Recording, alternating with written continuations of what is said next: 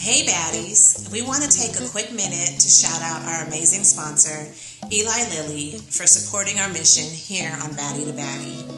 Because of their generosity, we can keep these important conversations about breast cancer awareness, education, and advocacy going strong for our community of women of color. We send our sincere thanks to our partners at Eli Lilly for standing with us. Calling all permanent makeup artists. Discover how you can join our mission to empower breast cancer survivors of color with specialized permanent makeup services. It's more than makeup, it's a movement. Connect with us and find out how you can contribute to this empowering cause by visiting baddiebeautycollective.com. In return, you will receive free breast health education, permanent makeup trainings, and much more. The Baddie Beauty Collective is brought to you by For the Breast of Us, Artistry by Zuri, and PM Yukon. If you're a breast cancer survivor looking to boost your confidence and add a bit of swag to your new normal, this is your invitation to explore free and discounted permanent makeup services by artists trained in the specifics and nuances of skin for women of color. From eyebrows to 3D areola and scar transformation, join us and let your journey of empowerment begin. Check out the Baddie Beauty Collective, brought to you by For the Breast of Us, Artistry by Zuri, and PM Yukon by visiting baddiebeautycollective.com. Welcome to Baddie to Baddie, a monthly podcast by For the Breast of Us, the first breast cancer community for all women of color, where we share real-life experiences, information, and education to help you live your best life after a breast cancer diagnosis.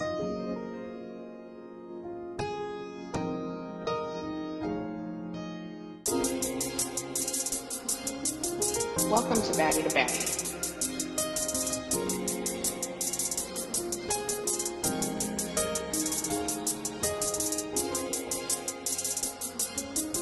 Welcome to Baddie to Baddie.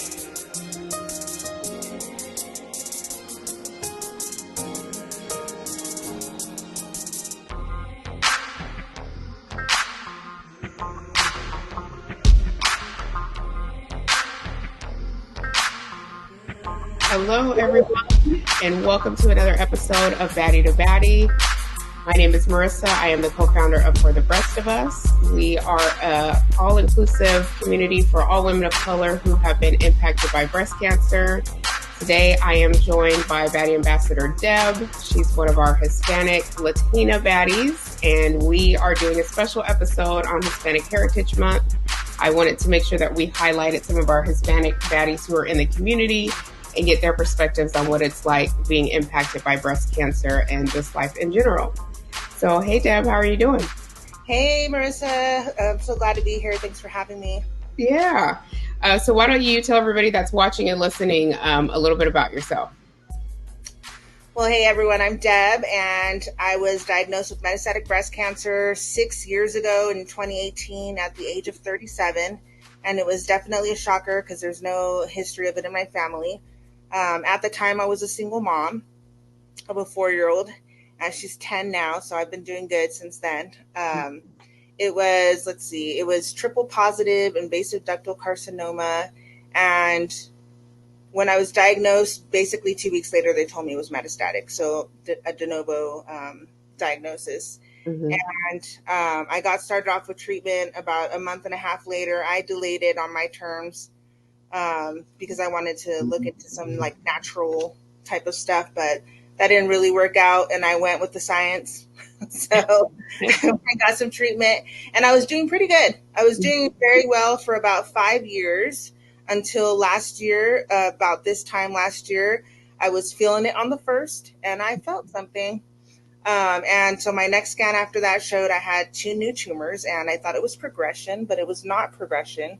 After they biopsied, they told me that they were actually considering it a different cancer, a new breast cancer. And it was hormone receptor positive, HER2 negative this time. Mm-hmm. So, that was, I was kind of like, oh, if it's progression, we just move on to the next line of treatment. I'd already gotten pretty used to my new normal of being metastatic. So when they told me I was going to have to treat this as a new cancer, I was like, oh no. Right. Hard chemo all over again. I hadn't had surgery the first time since I was metastatic. So this time they're like, hey, you're going to need to do a lumpectomy. And then a lumpectomy turned into, hey, we think it would be better if you did a mastectomy. And then from there, it was like, hey, we want you to do AC. We want you to do Taxol. We want you to do radiation.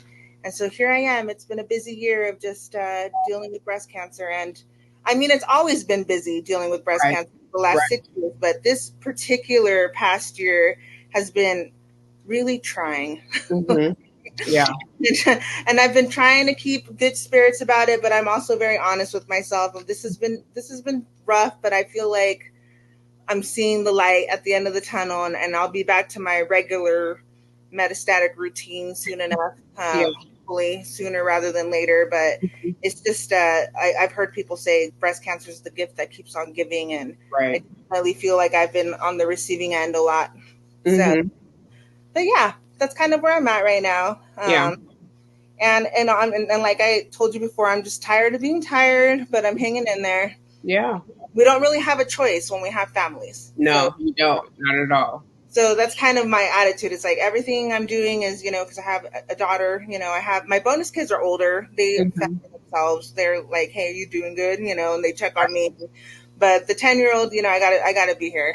And that's been my biggest like tearing on my heartstrings. Like when I'm feeling tired and stuff, I'm like, oh, if I'll just have her in here watching a show with me or something, right? Her about her day. But it's been a lot of adjusting for not just for me, but for everybody in the house. So, the one thing that I can appreciate about you, Deb, is like you're completely honest with wherever you're at. You're not just like trying to sugarcoat it and be like, hey, today's just a good day, even though, I love that you're always just like, you know what? No, today's a shitty day.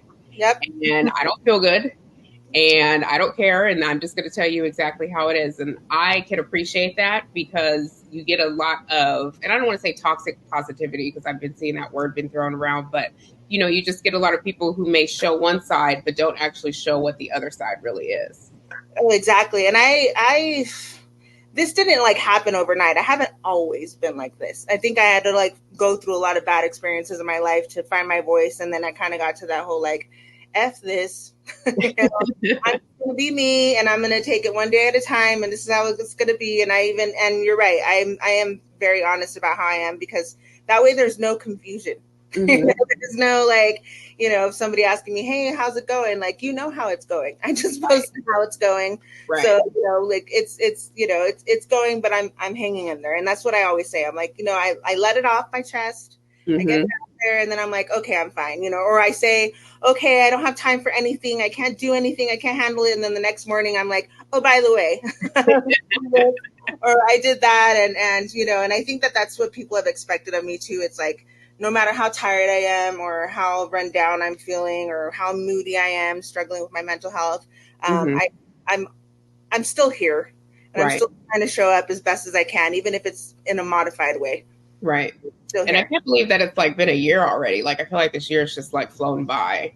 And I'm sure even for you, you're probably just like, okay, like even the moments when it feels like, oh my gosh, I'm tired. And like, when is this going to end? Like, even just when I heard you say like, this was this time last year, it was just like, that's crazy to think that was just this time last year. Yeah, it just had like, I was looking at the calendar and I was like, I can't believe it. Cause there have been moments that seem slow, but time does feel like it's gone by so fast. I can't believe like we're Hispanic Heritage Month already. Like my birthday's coming up. I'm like, no, I don't need this right now. But it is. And we're like, it all happened, Breast Cancer Awareness Month last year. That's like when it really all went down. And I was so excited too, because I was like, I had my calendar marked. I was like, yes, I'm 5-year mark of NED, no evidence of disease. I just know this scan's going to be clear. I'm going to be the unicorn 5 years. And then for that to, and it just totally balloon bursted, but we move on, right? Like, what can we do? Like I've been through a lot of stages with this. And that's why I like to be honest about it too, because if we're talking to other people in the breast cancer community, and especially those that are like us and stuff, we want to be honest and be like, no, it doesn't have to be I'm out on a vacation every day. I'm enjoying everything. Like there's also those down moments. Those like, this is a real moment. I feel like crap, you know, but it's going to be okay. Like, I don't want to be completely negative either. I just want to keep it real. Yeah. Yeah. Yeah. So, as, an NBC thriver, what is it something that you would like the early stage community, like myself, somebody that was diagnosed with early stage breast cancer, what is it something that you would like us to know? I don't know. I just think because now that I've kind of had the experience of both, Mm-hmm. because I sort of had like a reverse experience of having an early stage experience after a metastatic experience. And I think that I have heard different criticisms of like, oh, those early stage people don't understand the metastatic community. And it's like, well, no, we're going to be on treatment for the rest of our lives. Like that's reality and stuff. But I still think like 10 years is a long time for an early stage person to be on medication. Like I'm seeing like the cons of it, and it's helped me to be more open. Like I root for everyone that's in whether you're early stage or whether you're late stage and stuff. But yeah, like I think sometimes and we need to be more sensitive about the way we might like say things and stuff. So a perfect example was 2 weeks ago.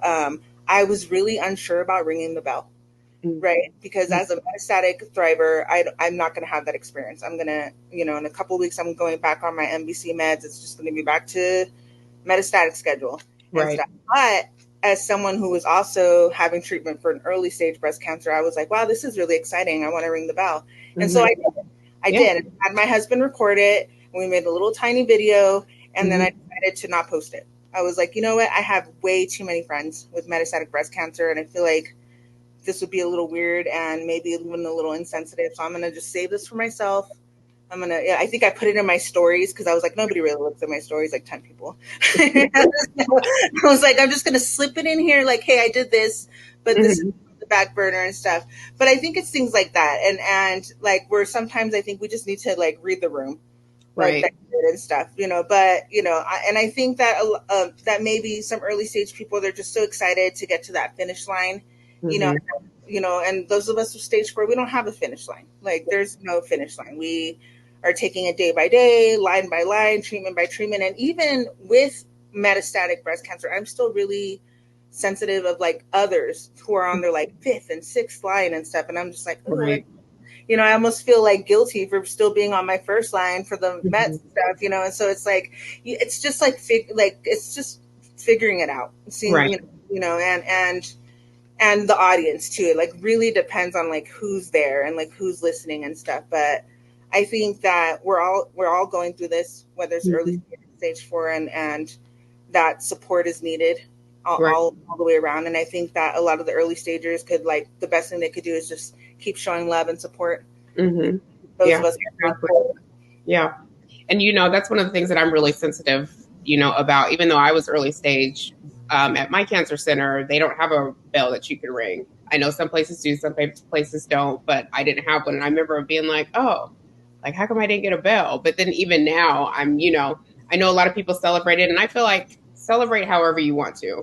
I'm kind of like you, like, just whatever makes you feel better. Like, I don't feel like one way's right or one way's wrong. It's just whatever you feel. But also I think where that education is lacking is just,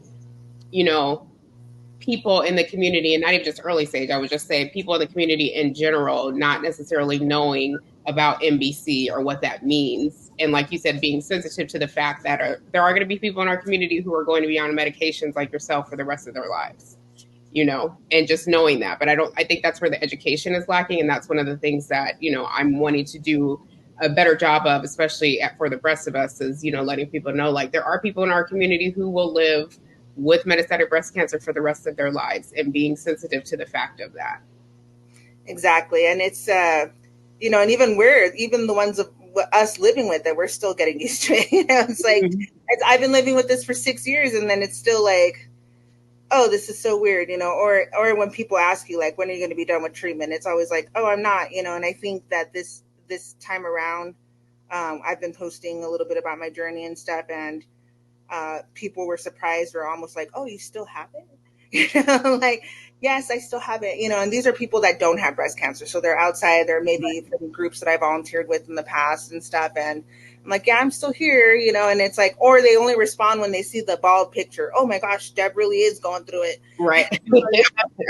Like physical evidence, because Yeah. that a lot of these past years, I've had my hair and my makeup and everything done, and I've looked just fine, and I've just felt so tired and exhausted. And so that's the other thing too, is that someone with stage 4 can look totally normal, like they're Right. just, but then they're probably in pain, Mm-hmm. probably exhausted, probably tired, probably over the same questions, probably, like over, having friends that come and go and stuff like that. And, or, that stop asking questions. And I think that that's important. It's like, check in on your friends with stage 4. Right. Because their pool of people checking on them is probably shrinking.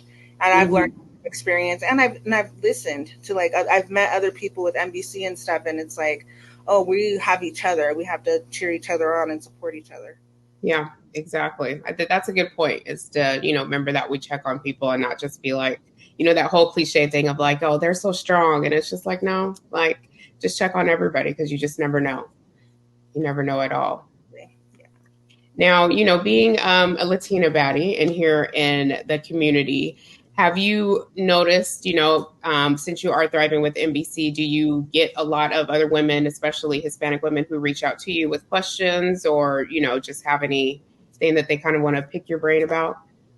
Once in a while. So I live in an area that there's not a big Hispanic population. So I've just kind of given up on running into anybody at the cancer center. It's not that, but in the online community, I try to put myself out there. I try to remind people, like, I speak Spanish, and once in a while I'll try to show up to a support meeting being put on by an organization, maybe that's in Spanish and stuff. And even then I get a little shy, but I think I have two specific women that I'm thinking of in mind, that from the moment that they met me, they became my instant friend. And like, will check up on me all the time. Will, like, pick my brain and be like, hey, I'm going in because I had failed reconstruction. What do you think I should ask? And I admire that. I'm like, well, I haven't actually had that experience, but thank you for asking me anyways. Right. My opinion. And so I think that there's, I think that the Latinas in the community need to be more forthcoming and wanting to ask for support and stuff. I think it's a little bit harder for them. I don't know if it's a strong facade thing all the time.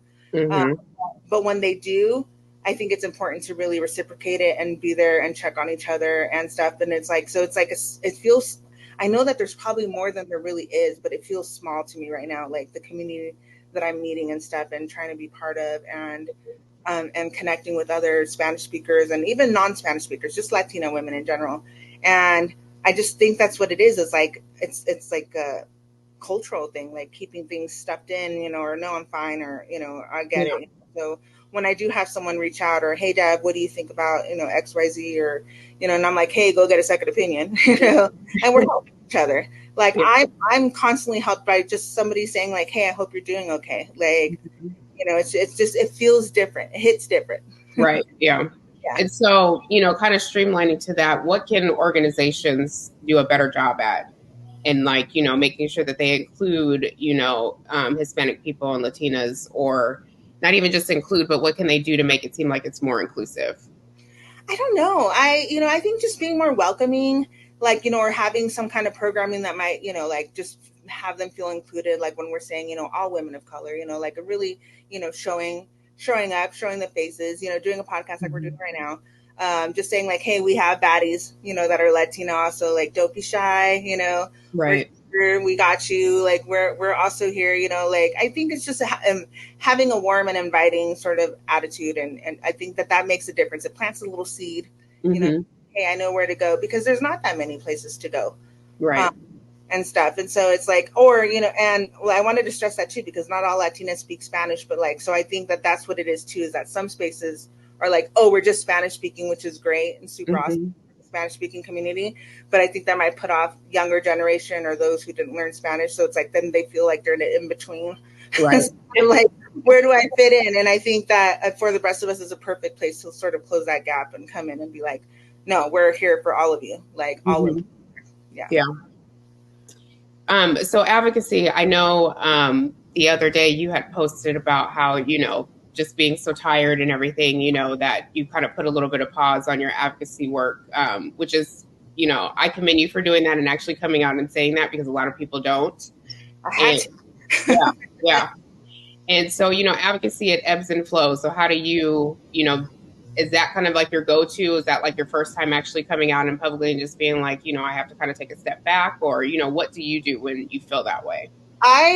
So before being diagnosed with breast cancer, I was really involved in a lot of activist organizations in my community for different social justice causes and stuff. And so I would do work until I completely burnt out, and then like had a little mental health breakdown and stuff. And so I didn't want to do the same thing with breast cancer advocacy, but I felt myself being kind of pushed there in that direction, because even though I've been undergoing treatment, I went through the surgery and all this stuff this year, I was still doing little things. I was still writing blogs, or, another organization asked me to speak on a webinar, and I was so tired, but I still somehow pulled it off, and stuff. And then I realized, like, it was just the other day, I think it was something with my daughter, and it just kind of, she needed my attention, and I was trying to do like 3 things at once. And I was like, oh no, there's this, and I can't log on to this, and I just felt so overwhelmed. Yeah. Looking at her, and she's counting on me because I promised her that I would help her with this thing. Mm-hmm. And that's like, maybe I just need to just voice out loud, like, hey, I need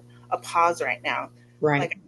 I don't know when I'm going to feel all the way back like myself, but right now I definitely don't want to keep saying yes to things that I don't have capacity for and stuff. Right. And I need to be, and if I say it out loud, then it makes it real for me, and I can stop living in this denial of right. like do it all and stuff. And so that's kind of that's kind of what my post was the other night, and it wasn't just even about like breast. I use the word advocacy and activism because I get a lot of feedback from activists in my community. Like, if you're not talking about a certain hot subject right now, or they're waiting to see what your political view is about something. Right.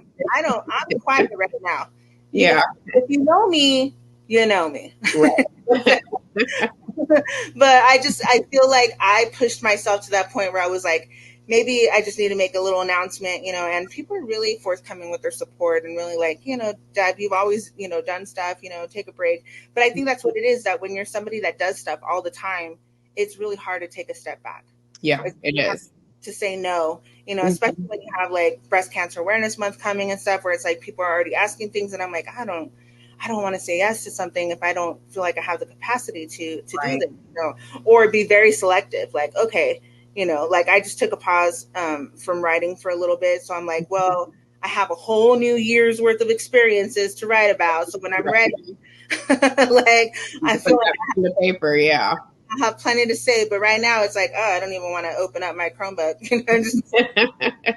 I think that's what it is too. And I think that that's something that other advocates should know that too. Like, don't push yourself to burnout. Right. It's a disservice. Like, the whole fill your cup, before you can serve others, that kind of coming in. And I think that that's where I was at, where if I don't say this out loud, I'm not going to take it serious. Right. Yeah. And, that's one of the things that I've had to realize too, was kind of being a quote unquote leader in this community, and just knowing, I would feel bad, like, oh, if I'm not posting about like cancer or something like that, but if I'm posting about having fun, like people are going to think a certain way. And now I'm just like, you know what? Like, no, this is my own time. This is, I need to take time for myself. I can't keep just giving and giving and not, taking some time out just for me. I love seeing you're having fun posts. People living their lives. I'm like, look, it can't be cancer all the time. Right. It just, like, it's important, obviously, everything, the advocacy, the community education, but it can't just be the only thing. Right. And I think that it's, like me seeing you like working it, new hair, looking beautiful. I'm like, oh man, if Marissa can go out there and wear a bathing suit, I'm going to go out there and wear a bathing suit. Yes. I'm going to, even if it's just going to get a hotel room and chilling at the pool, like I'm going to do this. I need a moment. I think that that's real. Like, that's being real too. Like, no, like nobody needs to be a superwoman all the time. Like, right. Yeah. It's one thing that cancer taught us. We don't need to be superwomen all the time, but it's a good reminder to remind ourselves that we don't have to be superwomen all the time. Speaking of writing, you recently announced also that you collaborated on a book. So can you tell everybody about that? So yes, we just got it. I was looking on my box over here because I have some copies down here. So the book is called The Adventure Jar, and it was a collaboration with Gilead Sciences. They had a panel of, I I think it was 8 of us, 8 women that were all parents too, living with metastatic breast cancer. And this project started like last October, like, and I didn't know if I would have capacity to do it, but it was only like 1 meeting a month. But it was so cool. Like, it was really great because like everybody opened up about their, experience as a mom living with metastatic breast cancer, little kids or managing the pregnancy or even older kids and stuff. And then like this idea, for the adventure jar was born out of everybody's ideas and like input. Like, they really listened to us. They took in, I like all the details, like, what do you think about this storyline? And then they present, then the next meeting would come and they'd be like, okay, we came up with this. What do you think about the little girl and how she's connecting with her mom? And, and if somebody didn't like the scarf that the mom was wearing, or, something like, right. Even down to the details. I didn't even know like how a children's book was made. So this was like fun to be part of and stuff. And I think it's a great resource for families because the idea of the book is this little girl, it's summertime. Girl is like excited for summer, but at the same time, mom's going through some heavy duty chemo treatment.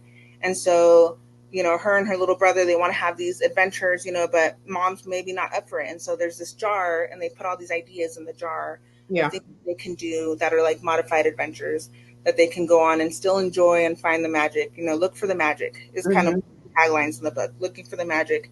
And it was especially special for me because it was like timed right when I was like starting this new line of treatment, like this new heavy chemo all over again, the Taxol and stuff, and summertime.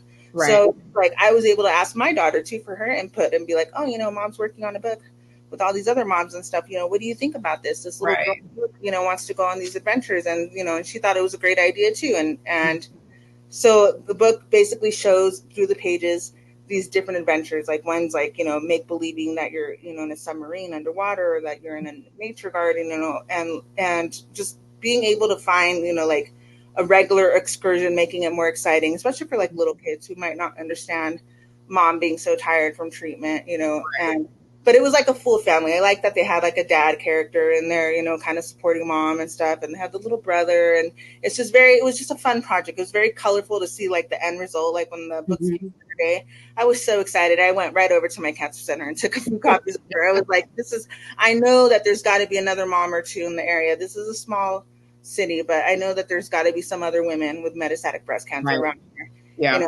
And somebody that does, and that they want to share it with them. So yeah, so it was just a really cool project to be part of, and like really excited to see the response to it, and so many people already ordering copies and wanting to share it with another mom that they know with metastatic breast cancer. Like, it's like you think that it's going to be like something, but like not until you see the end result. Right. It's kind of like, oh, the meetings are going by. But when I got that box and I looked at it and I was like, wow, like this is it. Like, wow, this is so cool. We were part of this beginning to end. And this is going to like help other families and stuff. And it makes you feel good inside. Like it made me feel like, oh, cool. I was part of something even while I'm going through all this crap right here. Right.